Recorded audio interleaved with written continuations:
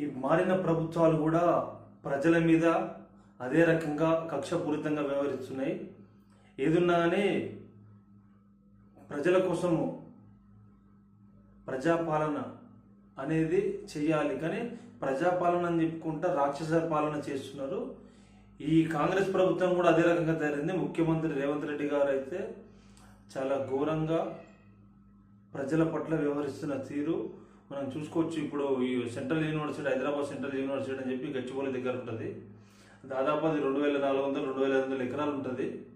అది నవాబుల ల్యాండ్ అని చెప్పి చెప్తారు, ప్రభుత్వ ల్యాండ్ అని చెప్తారు. ఏది ఉన్నా కానీ యూనివర్సిటీకి సంబంధించిన ల్యాండ్ ఉంది. వాళ్ళు అక్కడ చెప్తున్నారు, వాళ్ళు జీవరాశులు ఉన్నాయి, నెమళ్ళు ఉన్నాయి, జింకలు ఉన్నాయి, చాలా రకాల జీవరాశి వన్యప్రాణులు ఉన్నాయి. మీరు తీసేసి పర్యావరణానికి ముప్పు కలిగించే అవకాశం ఉంటుంది.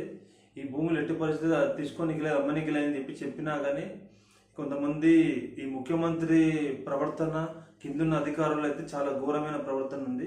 ఇదే రకంగా వీళ్ళు కొడంగల్లో కూడా వ్యవహరించారు. ఇప్పుడు కూడా వాళ్ళు చెప్పేది ఏంటంటే అధికారులు దానిలో ఏ ప్రాణులు లేవన్నట్టు వాళ్ళు మాట్లాడుతున్నారు. వెలుగు పేపర్లు వచ్చింది, ఆ 400 ఎకరాల భూమి ప్రభుత్వం అనేది ఒక అంగుళం కూడా ఎస్సీది కాదు.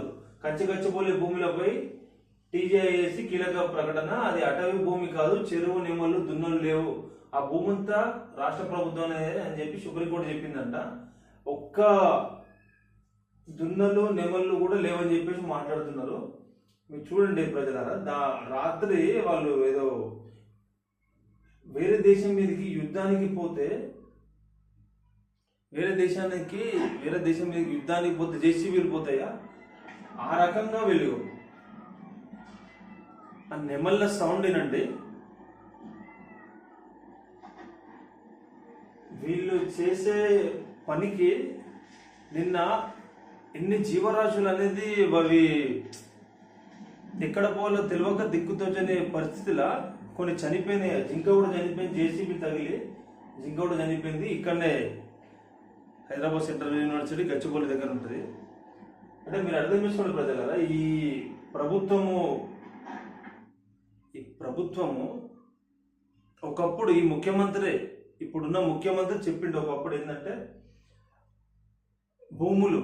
ప్రభుత్వ భూములు అమ్మనికి లేదు, ప్రభుత్వ భూములు అమ్మొద్దు అని చెప్పేసి మాట్లాడండి ముఖ్యమంత్రి.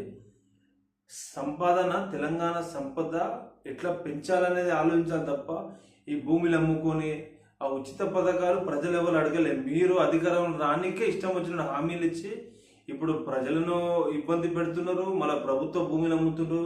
రేపటి రోజు మాకు ఏదైనా అవసరం ఉంటే భూమి ఎవరిని అడగాలి?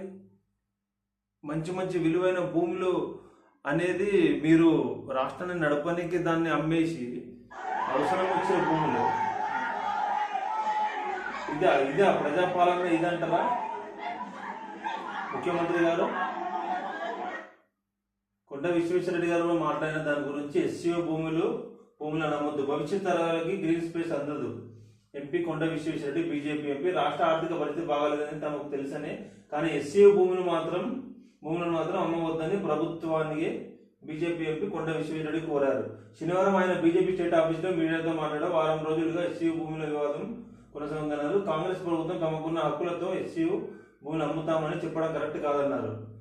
ఈయన మాట్లాడు మన బీఆర్ఎస్ వర్కింగ్ ప్రెసిడెంట్ కూడా ఆస్తులు అమ్మడం, అప్పులు తేవడం కాంగ్రెస్ ఏజెండా అని చెప్పి, అది తప్పు ఉప్పు ప్రజలు నిర్ణయిస్తారు. కేటీఆర్ ఎస్సీయూ విద్యార్థుల పోరాటానికి అండగా ఉంటాం. తెలంగాణ భవన్లో ఎస్సీయూ విద్యార్థుల సమావేశం.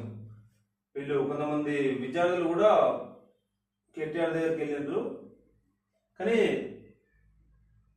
ఇటువంటి ప్రభుత్వము ఎక్కువ రోజులు ఉండదు కూడా, ప్రజలని అన్ని రకాలుగా వీళ్ళు హింసిస్తూనే ఉన్నారు. కాబట్టి ఇటువంటి ప్రభుత్వం ఎక్కువ రోజులు ఉండదు కూడా.